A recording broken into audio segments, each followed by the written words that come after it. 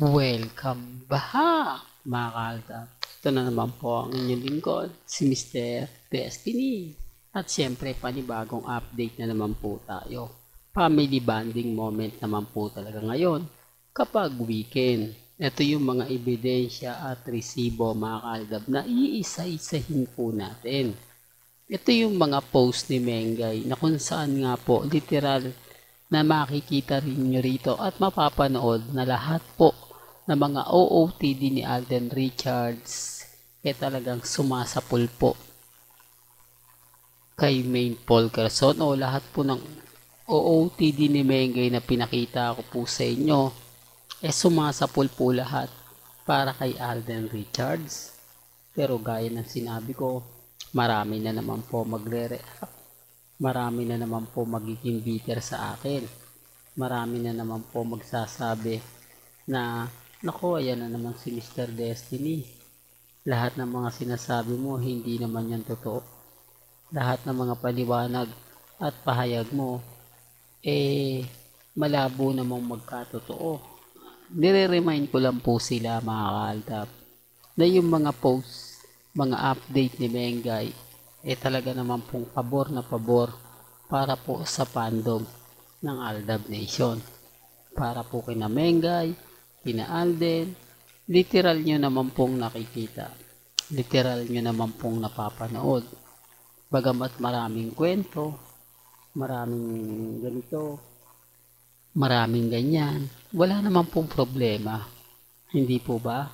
Kasi kung ano naman po yung pinopost ni Mengay talaga naman pong nakikita nyo po kay Alden Richards. Una sa lahat, sabi ko nga po sa inyo, si Mengay, sabi ko, di po ba nasa Bulacan? Ang katwiran naman po ng iilan, yung mga komento po sa Facebook, sinasabi po nila, mga kaltab, na kumbaga may bagong restaurant daw po doon, si Main Paul Carson.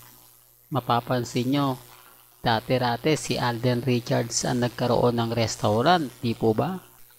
Ito yung Conchas Garden sa Quezon City. Ano nga po ba ang pinagkaiba ngayon ng bagong resto ni Mengay? Ano nga po ba yung mga makikita natin na katulad nga po ng resto ni Alden Richards? Pero sabi ko nga po sa inyo, magiging bitter lang po talaga tayo. Magiging ano lang po tayo dahil nga po sa mga babalita natin, sa mga sinasabi natin. Bagamat tumutugma naman po talaga paisa-isa, umaayon naman po talaga sa mga nangyayari at nagaganap. Taliwas po sa mga kwento at mga pahayag po nila. Ako bilang Aldab Nation, sabi ko nga po sa inyo, mas marami po tayong kumbaga nakikita na hindi po nila napapansin. Gaya nga po ng family bonding. Dito pa lang sa mga ina-update ko, ramdam ko na yung pagkainis nila sa akin.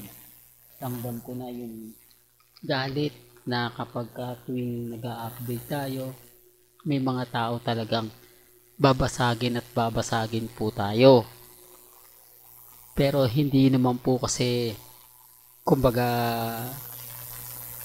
gusto nila yung, ang ibig kong sabihin o yung point natin, na lahat po kasi ng mga ina-update ko talagang sumasapol. Yan po yung hindi nila matanggap. Yan po yung hindi nila magustuhan. Kasi nga po kapag sila yung nag-post, nag-edit, okay na, normal na lang po yung ilalike, normal na lang po yung i-share. Pero ang tanong, ano nga po ba komento? Ano nga po ba yung mga sinasabi? Nasa Bulacan nga po si Mengay. Pero bakit hindi man lang daw po pumapasyal o kumakain ang pamilya Ataide? Pagkamat may kwento nga po, mga kaaldab, na yung buong team ni Alden Richards naispatan nga po raw sa bagong resto ni Main Paul Carson. Oops, issue na naman yan, Mr. Destiny. Marami na naman ang taong magagalit sa'yo. Marami na namang tao ang kumbaga nanggigigil sa mga sinasabi mo. Hindi, totoo naman po eh. Kaya nga sabi ko sa inyo, sa channel ni Mr. Destiny, malaya po kayong magbigay ng mga pahayag. Malaya po kayong mag-react, magsalita, kung ano man po yung papabor o hindi para po sa kanila. Bagamat ang kwento po talagang makikita ninyo, mararamdaman ninyo, talagang umaayon naman po talaga sa kanila. Bagamat sabi ko nga po, lagi kong pinapaliwanag sa mga mamis, sa mga tita, sa mga senyor, wala pong post na hindi po pumapabor o wala pong post na pumapabor po para po sa kalaban. Ang post po ngayon para kay Alden, para sa bagong project ni Alden na sinasabing meron daw kahit wala.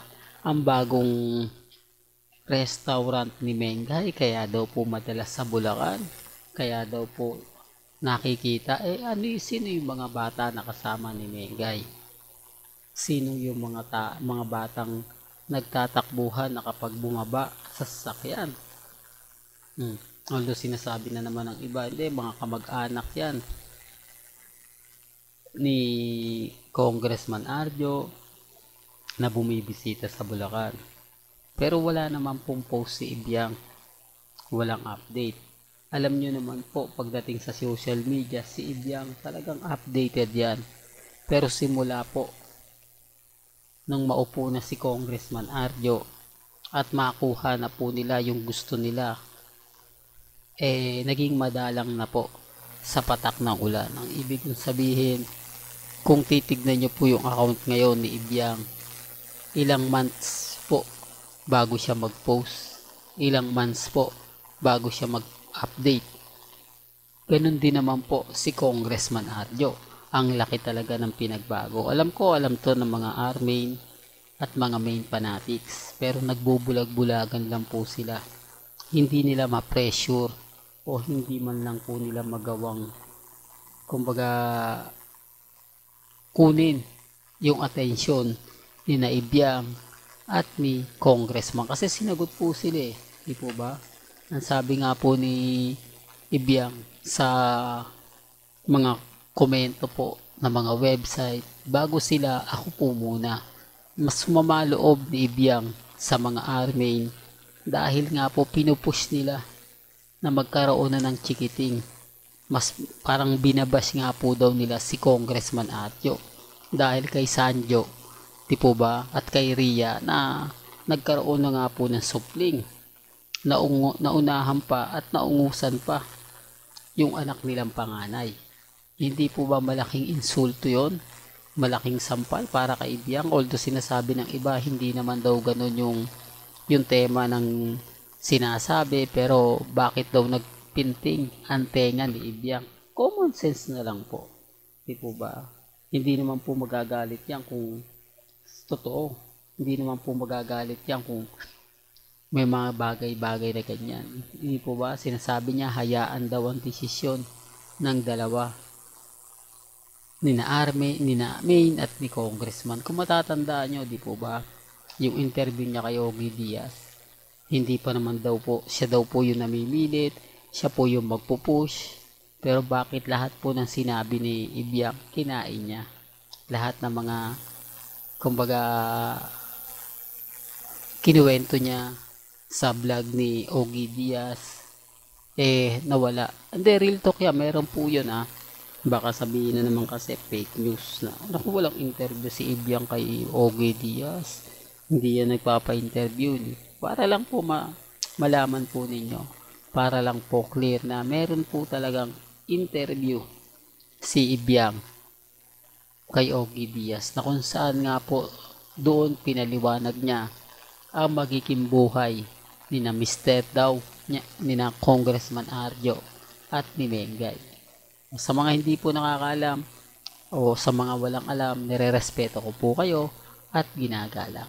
Hanggang dito na lang po ang ating latest updates. Kaya kung gusto nyo pa po ng pinaka-latest at sariwang update, abay tumutok lang po kayo dito po sa channel ni Mr. Destiny para updated po kayo sa mga bago at sa mga latest na i-upload po natin maya-maya lang. Kaya kung bago ka lang sa channel na to at isa kang true-blooded Aldab Nation na nagmamahal kina Mengay at Isoy, tama po ang channel na pinuntahan mo, kaya consider na po kitang bagong subscriber. At huwag mong kalimutang i-share ang mga video po natin sa mga mami, sa mga titas at sa mga senyor. Hanggang sa muli, salamat po sa panonood at pakikinig.